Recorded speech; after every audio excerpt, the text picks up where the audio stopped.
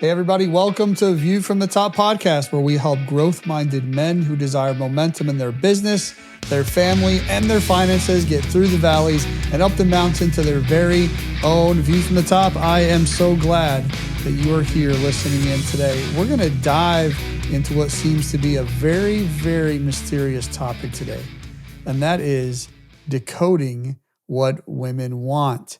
We recently received a question related to this, so Big A and I are going to put our detective hats on and try to solve it. For those that don't know, my name is Wally, and I've got Big A ready to get out his magnifying glass. You ready to roll? Yeah, it's going to take some magnifying. You had said a couple of weeks ago that there was an interview that we did or an episode that we did, and you said, I really don't want to do it. You said, I'm a nervous wreck. That's the way I feel about this one. Like the other one didn't bother me at all, but like I'm shaking. Like I started talking to Robin about this a little bit, asking her some questions. I said, hey, I need some content for an episode that we're going to do. And she goes, what is it on? And I said, decoding what women want. And she started laughing. She said, we've been married 44 years. You don't know what I want? And I said, well, I'm not talking just about you, Robin. I'm talking about women in general. And it really got into an interesting conversation. I'll be honest with you, though, Wally, and I got to ask you before we start talking about this.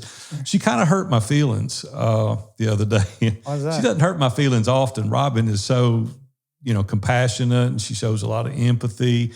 But the other day, I jumped in the shower. We were going somewhere, and I got out, and I ran in there. I was going to grab me a snack, and she goes, do you think you need that? I was like, there I was, just got out of the shower, you know what I'm saying? And she said, do you think you need that? And I went, what does that mean? And she said, no, and she grinned and she caught herself. She realized that she shouldn't have said it. And I was messing with her, but you can't mess with your wife that way. It's like, what do you think you need to be having a snack? But here's my question. So it's got me in trouble.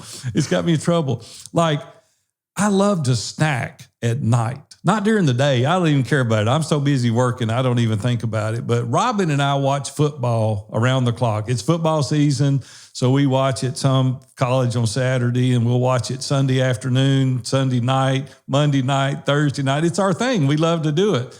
But I've always got a bag of popcorn. Like, I love popcorn. I'm going to admit something, and you're going to look at me like I got two heads when I say this, and I don't want you to ruin it from me either. So I'm warning you before I tell it. You cannot mess me up. I have never looked on the back of the bag of popcorn to see how many calories is in it. I don't want to know. It's like, I don't even want to know. It'd mess it up for me. There is no telling. I'm eating this Orville Rockenbacher or whatever his name is. Yeah. And it is so good. But I'm scared to look at the back of it. But I think that's what Robin was alluding to, because I have gained about 15 pounds over the past 9 months. And I think that popcorn's catching up to me.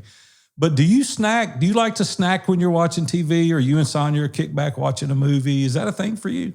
We're not huge snackers, but we know that historically, like I've looked on the back of the bag. I like popcorn. Oh, don't tell me. I'm going to cut you off. Okay, if you tell me, I'm going to cut this podcast off. I think there's certain types of snacks that are better than others, and right.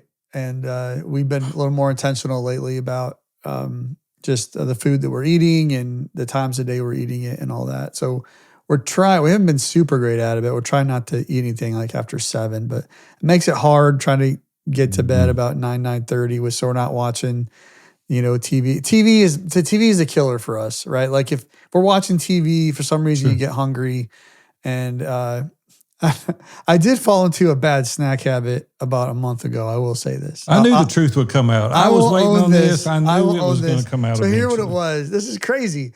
We started watching documentaries recently, and we'll just pick a random documentary, start watching. If it's terrible, we just, if it's stupid, we'll just shut it off. But there's one called Snack Sized, and it's all about, like, most of it's about food, but there's a couple like other things, but it's like bite-sized documentaries. So they're probably like 45 minutes long. They're not like, an hour and a half long. Sure. But we started watching them. And of course, the ones they feature are the snack foods. And one documentary we watched, have you ever watched the the Flamin' Hot Cheetos documentary? No, I've missed that. Okay.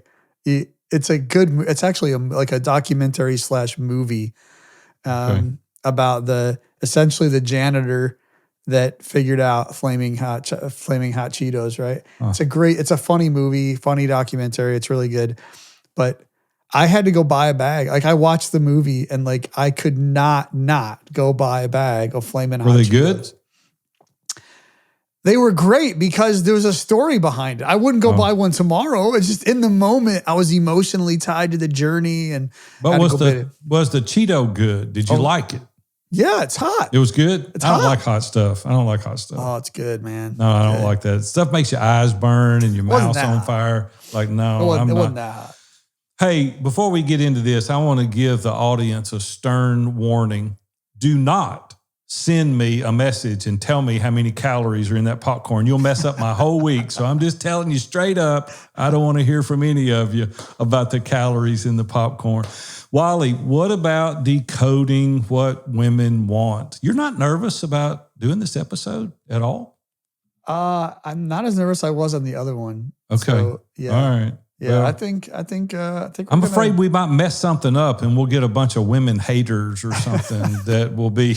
Well, I don't think protesting out in front of my house. Or, I'm always concerned. I'm more concerned about like any opinions or. Remember, when we go through this, these are our experiences based on our research. We're not professionals. We are not professionals. Make investments with. Right. So anything that we advise that you try is not on us. So that's what I get concerned about.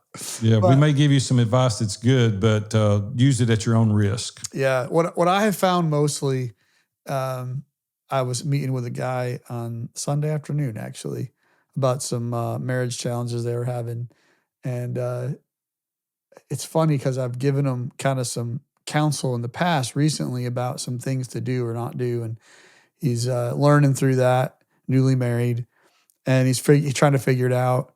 He's working at it. He wants to so badly, but like he'll go and he'll try something that we've talked about, but he only remembers the first half. And so like totally the good blows stuff that applied to it's him. Like, no. It's the whole thing. It's the whole thing. Yeah, so please, none of us want to hear the whole thing, though. Hear us out and hear our heart on all of this today as we do our best to go through. So we're really appreciative for Rocky. Lalvani is his name. He's the chief profitability advisor. He runs a podcast called the Profit Answer Man podcast. So I encourage you to go check that out. Rocky does a lot of consulting and coaching when it comes to like fractional CFO work and really he's around too, man. certified. He's really super good dude. Certified in a few different things. One being Profit First. If you're not familiar with that, it's a very good way of allocating your money and your finances in small business. And so, he's a member of the ISI community for a number of years. He's actually one of our facilitators, and just really appreciated of him. So his question actually is, this is how he posed it. What do women really want? What is it that your wife needs most, and how can we strive to meet those needs? What does it really mean to be a servant leader of your family, and how are we to put their needs first? I want to prioritize my family over business, and I want to learn how to create systems, implement boundaries to keep myself accountable. Mm. It's really good. Robin was messing with me, and she knew I was going to do this interview. And last night she sends me a text message, and I'm going to read it to you. It's a little comic strip. And the man is standing there looking at his wife, and he said, he asked me why the house isn't clean because I've been home all day. And below it says, well, I asked him why we aren't rich because he works every single day. And so I thought, our perception sometimes can come back to haunt us. And so, Robin and I were discussing this. It really was a good conversation. It was fun, actually, when we were talking about. Because you forget, Wally, I know you do as well. We kind of get caught up in our daily activities and we do life and other pressures come along, from the work or from the kids or the grandkids. And we take our focus off of our spouse sometimes, right? And it's the person that's the most special in our life. And we need to reorient our focus sometimes and really focus back on the things that are the most important. Sometimes I wish Rocky hadn't asked the question, like, golly, Rocky, if we could come up with a really good answer and bottle it up, we could sell it and all make a fortune. But we're not all cookie cutter folks, right? I mean, there's different things that work for different people. So as Wally pointed out earlier, the things that work for us may not necessarily work for you. Some of the things that Wally does in his marriage is different than mine, right? Because Robin and I are different folks. We come from different backgrounds, just like everyone that's listening to this. And I'll be the first to admit, even in the conversation I was having with Robin as I was kind of preparing to do this interview, it's hard to understand, even after 44 years of marriage, sometimes the things that they want. Here's the thing that I have discovered is that it's ever evolving. And the things used to early in our marriage that she was interested in or wanted is not necessarily the case anymore. And we both have matured, right? We got married right out of high school. And so the things are different. But she says things to me, some of the commonalities that I wanted to kind of break down for a second. And I'm curious in your relationship if Sonia is similar. She'll say things to me like, hey, listen, I don't want you to fix this. I just want you to listen. And I might even have mentioned that on previous podcasts, but that drives me crazy. It's like, and I tell her, I said, Robin, I don't even know why we're discussing this if you're not looking for a solution. She said, I just want you to care. I just want you to be interested. I just want you to hear my heart. And I'm a fix-it guy, and I think most guys are. They want to get to the core of it. Let's solve it and move on. But a lot of the intimacy from her standpoint is just that I'm paying attention, I'm listening. She wants me to be present when I'm present, right? The argumentative side for me, though, is like, man, I'm an entrepreneur, small business owner, have a lot of people that I have to direct, and it's hard to just flip that switch. Like Robin would desire for me, I'm not throwing her under the bus, I'm just being honest, and she's very mindful and open to this, but what she would like is for me to be able to turn out the light in my office, close the door, leave everything here, come in, be her husband, be, the dad to our children, be the grandfather, talk about the things around our home. And I just want to say straight up, that's hard to do. It's really difficult. Wally, you may do better at it than I do, but this is something that's really, really difficult for me. You just can't start and stop with regular hours as though you worked for somebody else. And so from an entrepreneur standpoint, these are some things that are really hard for me. What about you? Like 2 or 3 things that maybe not are controversial, but are a little more difficult in your marriage? Because we said we were always going to be transparent and help people work through things that maybe we've struggled with. Yeah. I think for me, so I'll talk more about this a little later, but Sonia and I have taken some time in the last couple of years to dive into what's important to both of us. We're learning what's important to both of us and paying attention to that. And I think of want. I'm gonna define want as the same as need, for the sake of trusting our wives that they're not. You may be in a relationship where your spouse is super unhealthy and super selfish and they're on the end of a spectrum or something, but I think our average spouse is for us, right? I think the average 100%. Guy out there is for us. And so they're not ill-willed. Most spouses out there are ill-willed. And so I think using the word, what do I want and what do I need? I'd like to use those together. And if your spouse is generally unselfish, I think they're the same thing. And so I think that's what the questions Rocky is getting at. Like, what is my wife? What does she want? What does she need versus all women? And you mentioned earlier that some, our experiences are different. Our wives are different. And I think there's a lot of common things. And so some of the things that I've learned about my wife, because we've kind of dove into what our needs are as individuals. And I've actually got hers written down. Those of you that are in podcasts, you can't see it, but They're right here on a sticky note and they're right on my computer so that I remind Is that myself. just a reminder or so you won't forget? Well, both, right? It's a reminder so I don't forget. That's good. Yeah. And you know what it is too? Like I'll read these and then I'll explain it a little bit. But so I'll talk more about this idea of needs and values assessment thing a little later on that we'll make available to everybody. But I discovered from communicating with Sonia that one of her needs is being accepted, but even more so approved. So this is interesting, like you're going to hear a word and then there's an additional word that kind of describes that word even further. It's a little more specific. So she has a need of being accepted, but really it's about being approved. She has a need to be loved, but for her, really it's about being cherished. So you can be loved and maybe being cherished isn't the way you want to be loved. Right? You could be loved, but maybe it's through acts of service. That's different, right? So people are different. She wants to be right, not mistaken. I got to tell you a story on this one. This is the one we struggle with the most, is be right, not mistaken. So we're going down, last Thursday night, we decided to go, I said, hey, you're going away for a couple of days. You're going with a friend to a volleyball tournament. You're going to be gone Friday, Saturday. And Thursday night, I'll take you out. And so she loves going downtown Nashville. It's 30 minutes away. Hop in the car, you're down there. Park in the library after 5 for $10. It's a good deal. And so then you can kind of walk around, right? And we like going to Assembly Hall down there. It's kind of like an upscale food court, if you will, and lots of different choices, and you can eat. So she loves Fifth and Broad. Yeah. She loves nice doing that. Down that's there. good. Yeah. It's so cool. Yeah.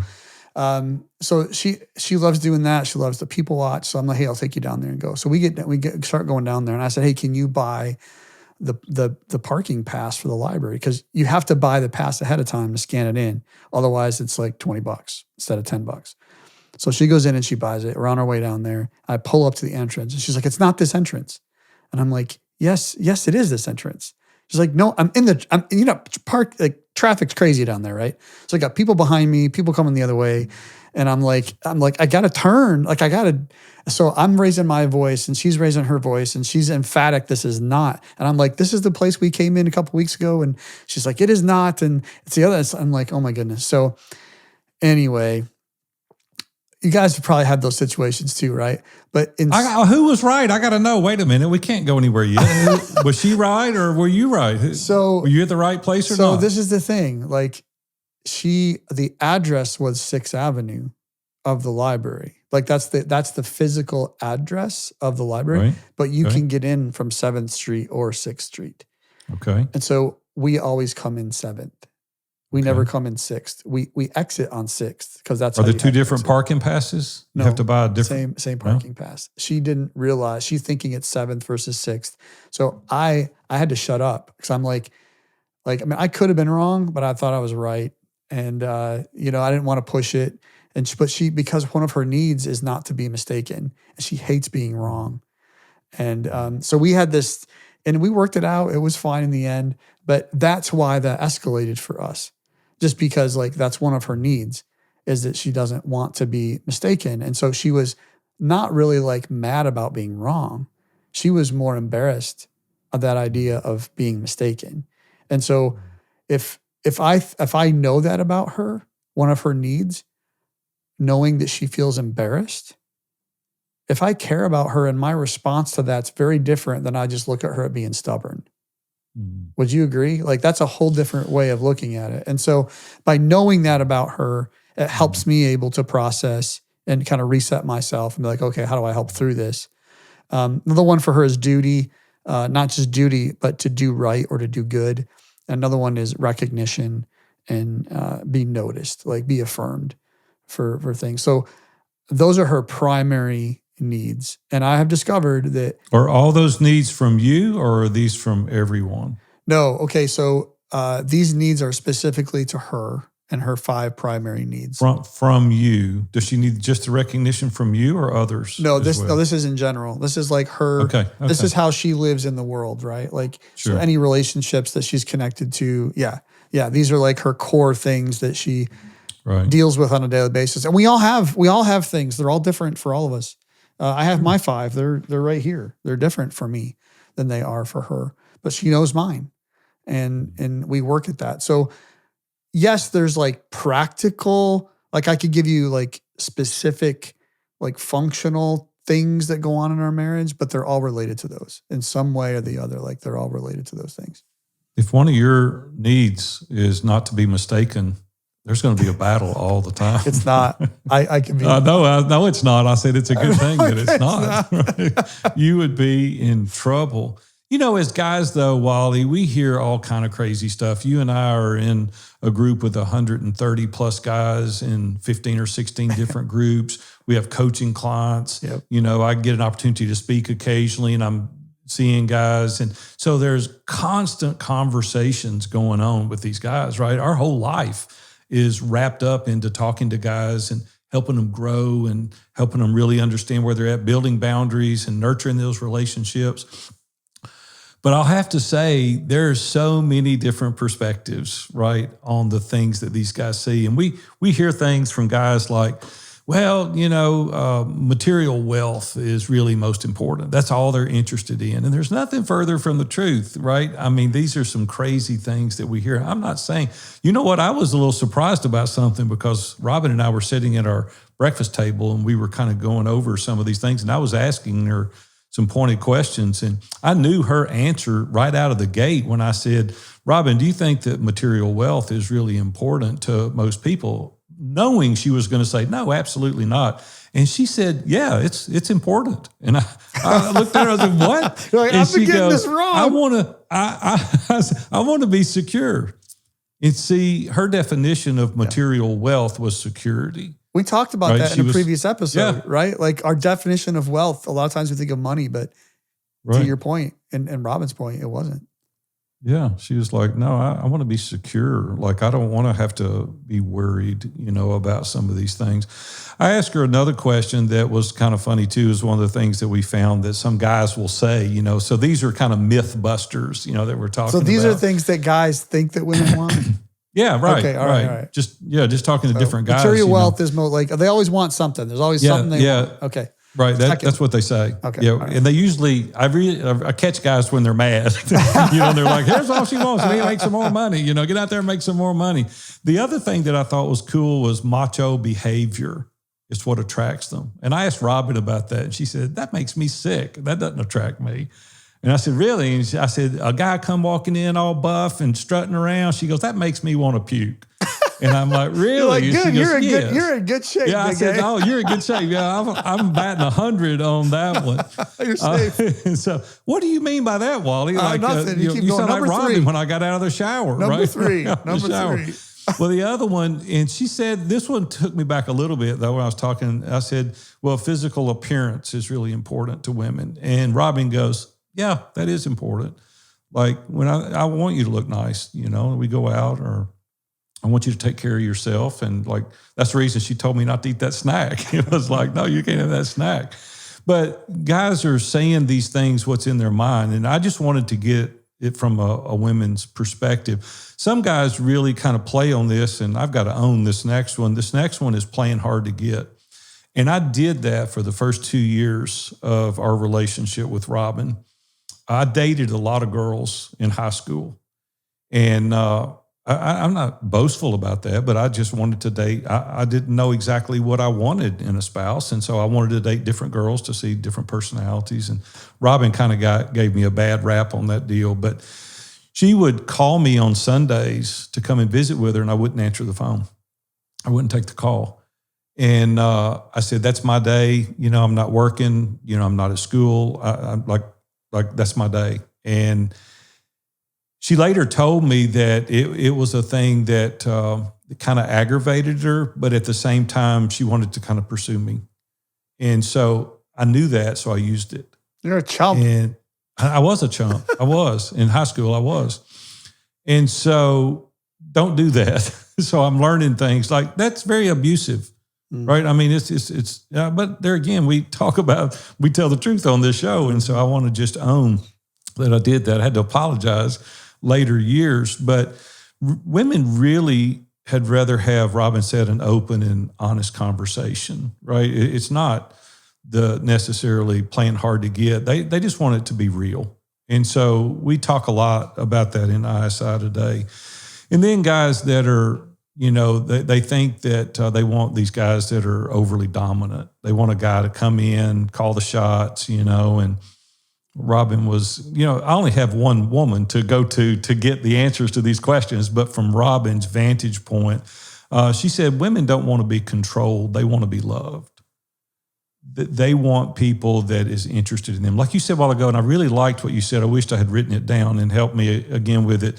You said that Sonia wanted to be cherished, I think was the word. Yeah, be loved, but to be cherished, yeah.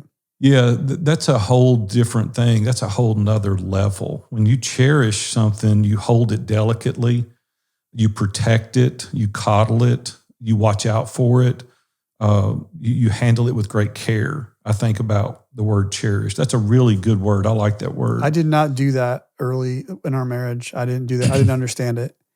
I didn't know that was important to her. We, early in our marriage, there was a number of times where part of being cherished for her, you used the word protect. I didn't do that well. I didn't stand up for her in a couple of situations as my wife that I should have. Some situations in our church. And I should have. And you're calling me a chump? Yeah, I know. I'll own it too, right?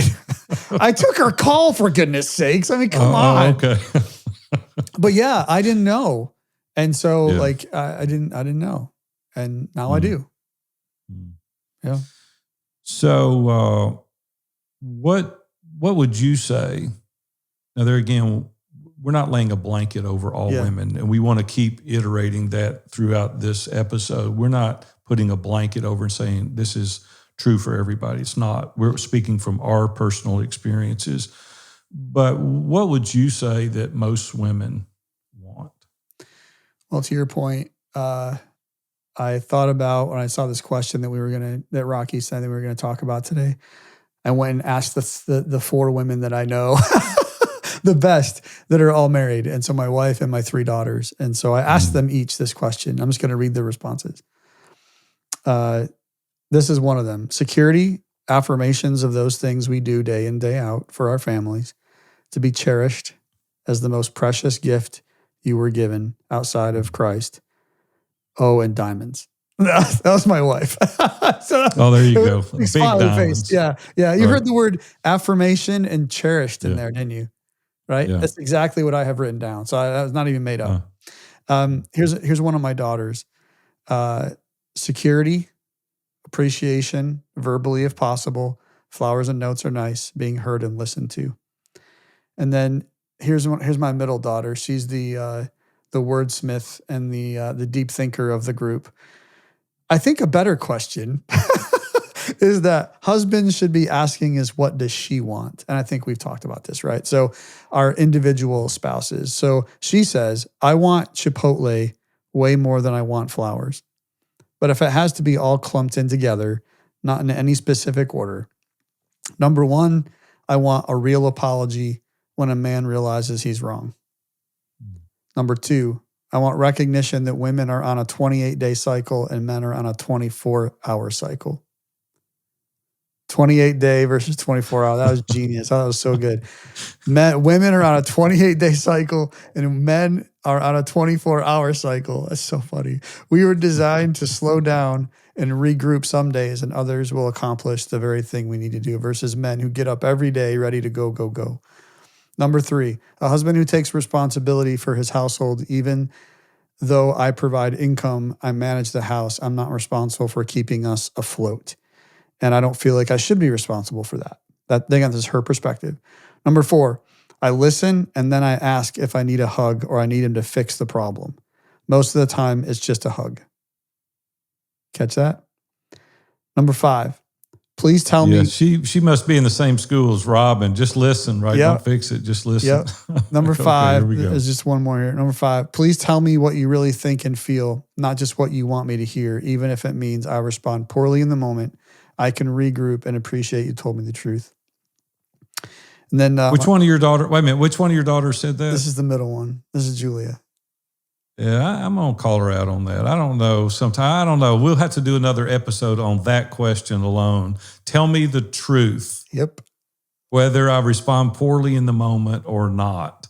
I'm going to take her to task on that. So, well, that's good. We'll leave it up to a different episode. And the last one, the last daughter was specific verbal affirmation about me personally and the mundane stuff I do around the house for our hobbies and our family. Comfort, hugs, words of comfort, listening and trying to understand, being honest about communication, about feelings and desires, to feel connected, pursued, flowers, planned, date night, little outings are just one-on-one time. And then the last one said, and everything else that everybody else said. So I thought that was a good summary, asking them what they want and I think what they need. Each, and you saw that each individually, they were, just like all the other spouses that are out there, like, here's, I think, is the key to the whole thing. I mentioned earlier about the needs and values assessment. And again, we'll put that link in the show notes. But Sonia introduced that to me a few years ago. And it has been a game changer for us. We've actually used it at work. Even if you from the top, we've taken that assessment to understand each other, right? And how we think and what our needs are. But we were on a family, so every 2 years, we've done it for a couple of years now, but every 2 years, we pick a place as a family and then we all go there and meet. And so 2 years ago was the first time we went on one. We just did one this last summer, but 2 years ago, went on this family vacation and we actually did all the needs and values thing all together. And it is just helping everyone understand themselves better and definitely understand their spouses better. And I think the whole point of what I'm trying to say is this. We need to be intentional about our individual marriages, about our individual spouses, about our wives. Because they are, even though they're human beings, they're a little different than everybody else, they're not all the same. There's a lot of common characteristics, but we need to be intentional and pay attention because we're not going to be able to decode and understand what our wives want in one conversation. It's just not going to happen. I mean, you've been married 43 years, is that right? I'm working on 31. Yeah, 43. Yeah, and we both, I know we do because we talk about it, we both still have misfires and we have to put the relationship equity in the bank account, if you will, right? So that because there's going to be withdrawals. And if we're putting that relationship equity in the bank account, those withdrawals don't matter that much. And you just keep on going and building that up and be able to understand each other and figure each other out and love and serve each other. Yeah. Well, you said something that I wasn't going to say this, but as you were talking, it made me think even more. You and I both are Christians. We practice the Christian faith. And I just know for Robin and I, they use that pyramid and that I'm in the right-hand corner, she's in the left-hand corner, and God is at the top, at the pinnacle. And the more we move towards him, the closer we get to each other. And there's nothing been more true in our marriage than that. The better my relationship is spiritually with God, and the better her relationship is with God spiritually, the closer we move to each other. And we're less selfish. We focus on God, and that's the way he designed it. So I just wanted to say for those that are persons of faith, if you want your marriage to grow, get closer to God. Really dive into the word. And I promise you, it will reveal the things in your life that you need to work on, as it will your mate. You're not going to force them to do things that they don't want to do. They have to come to that on their own.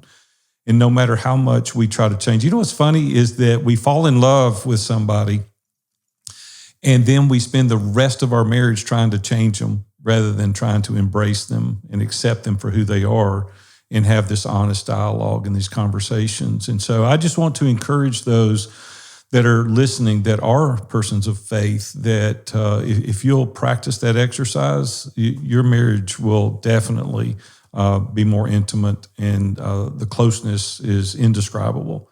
So I just want to encourage you to think through that. You've got you've got a list of things here. We're going to read a couple of them, but I just thought, it's interesting that even on this, just how I was thinking about something earlier and you brought this up, I'm like, man, it ties right into that. And there's definitely other things. I'm going to use a verse from the Bible, Galatians 5:22 and 23. A lot of people that read scripture understand that's called the fruit of the Spirit. I believe that if we practice as husbands the fruit of the Spirit, that it will start unlocking and decoding, if you will. So I'm going to read this. So these are the fruits of the Spirit: love, joy, peace, forbearance, kindness, goodness, faithfulness, gentleness, and self-control. That's really a better list than what we had put together. Right?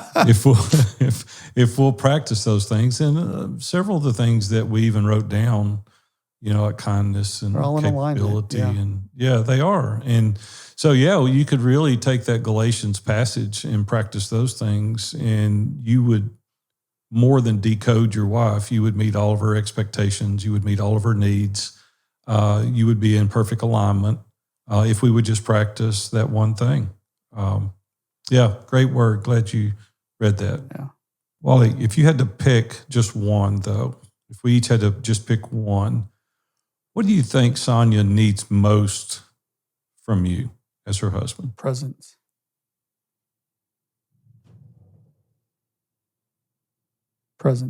She, not like diamonds. Tell me that presence. I noticed that your girls, none of them said diamonds, and you got to be at a certain age to make that kind of comment, right? So Sonia's there. She's like, "Hey, just give me the diamonds. Give me the convertible and the diamonds. I'm good." Presence. And it's my attention. Yeah. I think I've heard that. I didn't come up with this. I don't know who did, but the idea of being present when we're present and giving them the attention that they deserve and that we should desire. If we would just slow down a second and remember what's most important to us. Quality time for Robin, 100%. She needs security. She wants it. I've noticed as we get older, the security piece is more important. And I think when we were young, we had time to start over, and we got our whole life ahead of us. As we're in this stage of our life now, the security. I've noticed a change even in things that she's interested in, knowing that used to she never had an interest in.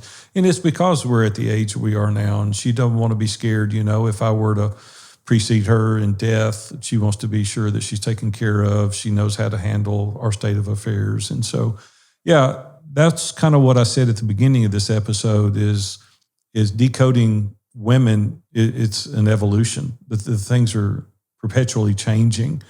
That's the reason they need the time from us, quality time, and our presence is so that we're in touch with those needs as they change. And so, Rocky also mentioned in his question being a servant leader to the family. And we talk a lot about this, and I don't want the guys to misinterpret that being a doormat. That's not what this means at all. Servant leadership is a leadership philosophy, and it's an approach that emphasizes the leader's commitment to serving and supporting the needs and the growth of their family, rather than just focusing solely on their own authority and their goals. And so you've got to think about putting their needs, desires, and wants ahead of your own. That doesn't mean that you're going to be cast aside. You're never going to get anything that you want. I remember countless times Robin telling me, when I was in a selfish position or selfish state of mind, she say, if you would just focus on my needs, right? If you would just focus on me as an individual, it makes me desirous to meet your needs and to do the things for you. And so that is kind of that servant mentality. Wally, how do you guys really think and desire to be a servant leader to each other? I'm just going to go back to the fruit of the Spirit as the foundation and being intentional and understanding each other. In addition to that, though, I'm learning lately, probably this over this last year, turning 50 this last year, being empty nesters. Kids are all out, girls are all out, they're all married, having grandkids. We're different. We've moved, states completely, new church, new friends groups, like whole different stages of life. And through those stages of life, we begun to recognize some things about each other. I recognize some things about her that we've never had the space, if you will, to discover and lean into before. And one of those things, I don't know if we talked about this before on this podcast or not, were like our roles around the house. And and so I will tell you what, I was in one of the mastermind group calls this past week that I facilitate. I think it was this last week. And, one of the guys was in there talking about his marriage and how there's something that, he needs to address with his wife. And he started to give, as we do, I've done it before. I give excuses of why I can't do it, not going to do it. Timing's never right, like all those things. And we think about being in leadership. I think about the idea of servant leadership. Servant is serving. That's part of it. Leadership is freaking hard. Leadership is not easy. It requires you. It's not. Yeah, it is. It's so hard. And but you can't. It is. You can't be a servant leader and only serve.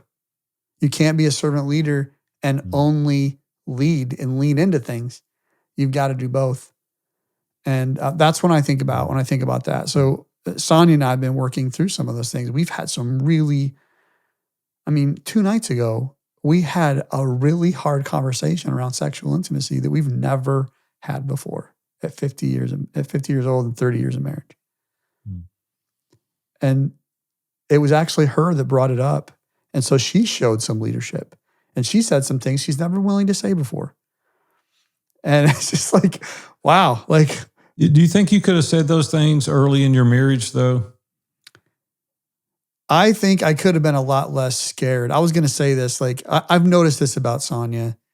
She's actually said this to me recently in the last year or so as we've been working through these things. She goes, I would rather you show up and be confident, not cocky or arrogant. I'd rather you show up in the conversation about what you desire confidently than to show up mousy and whining and groveling and being a baby. I'm like, ugh. It's hard to like, it's like, we just want to feel sorry for ourselves and like all this stuff. And like, she desires me to like, man up.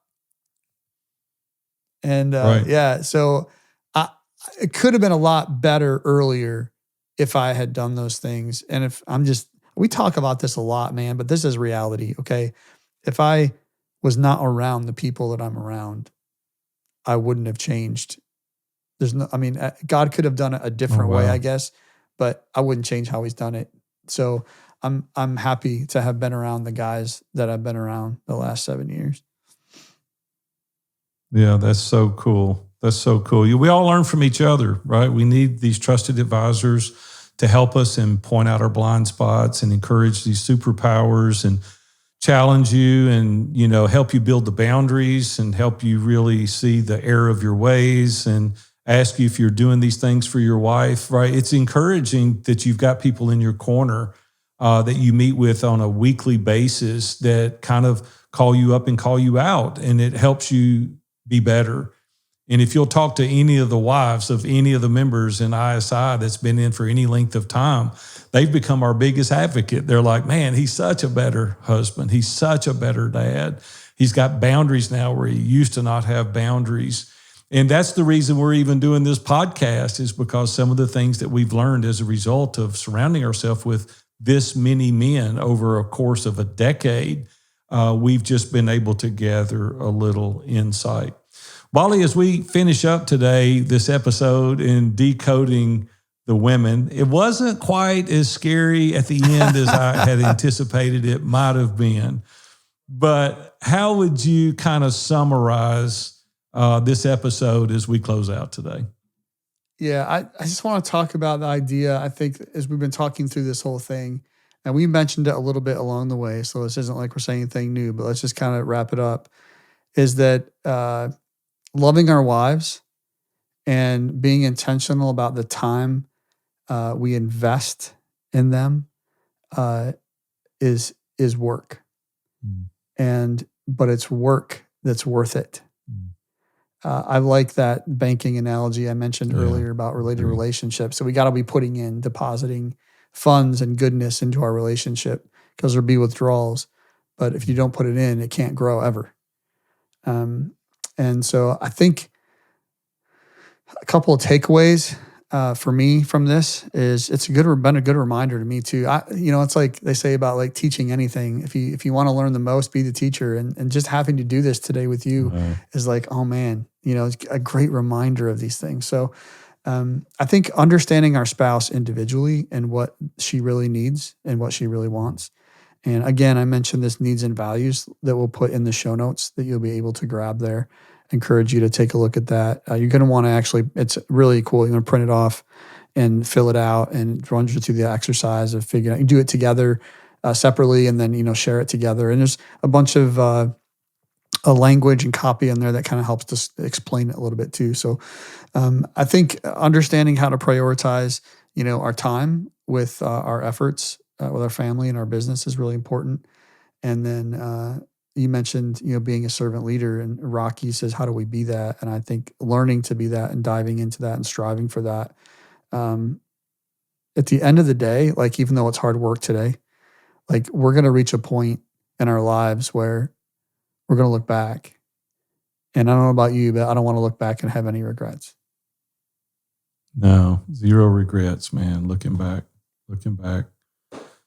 Well, hey, Wally, thank you for coming together and having this episode. It's made me equally as more appreciative of Robin, as you're talking about with Sonia, and reflecting on the things that we need to do.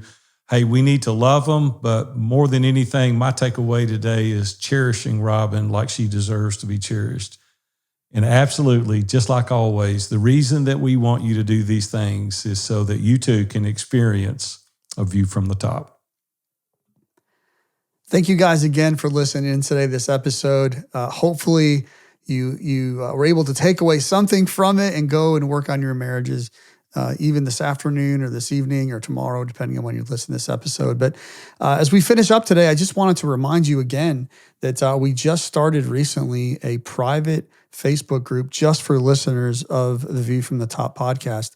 It's going to be pretty cool. It's again a private Facebook group, so I'll tell you where to go in just a second to get there. But when you get in there, we're going to have some bonus content that isn't on the podcast itself. We're also going to carry on the conversation that we're talking about here.